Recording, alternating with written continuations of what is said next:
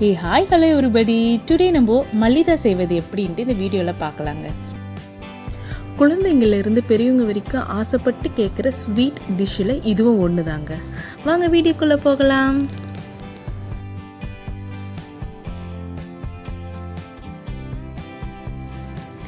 கால் kilo மைதாக்கு 1/4 spoon உப்பு போட்டுக்கோங்க. தேவையான வாட்டரை ஆட் பண்ணி நல்லா மிக்ஸ் பண்ணிக்கோங்க. மிக்ஸ் பண்ண மாவை எடுத்து ரவுண்ட் ஷேப்பாக உருட்டிக்கோங்க. ஒரு பேனில் நல்லா தண்ணியை கொதிக்க வச்சு மைதாவை போட்டு நல்லா வேக வைங்க. அது வெந்துருச்சா இல்லையான்ட்டு எப்படி கண்டுபிடிக்கிறதுனா, அது மேலே வந்து மிதக்கும்.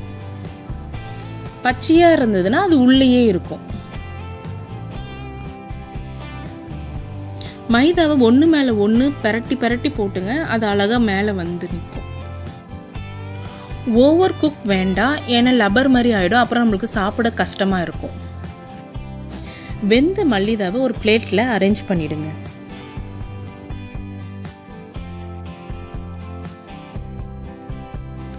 ஒரு மூடி தேங்காவை நல்லா துருவி எடுத்துக்கோங்க. துருவின தேங்காவோட ஏலக்காய் தூளையும் நல்லா மிக்ஸ் பண்ணிக்கோங்க.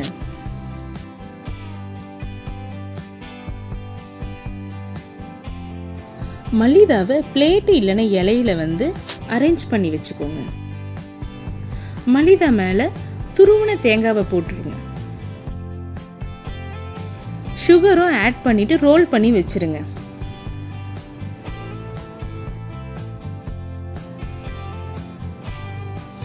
மல்லிதா ரெசிபி வெரி ஈஸி அண்ட் டேஸ்டிங்க.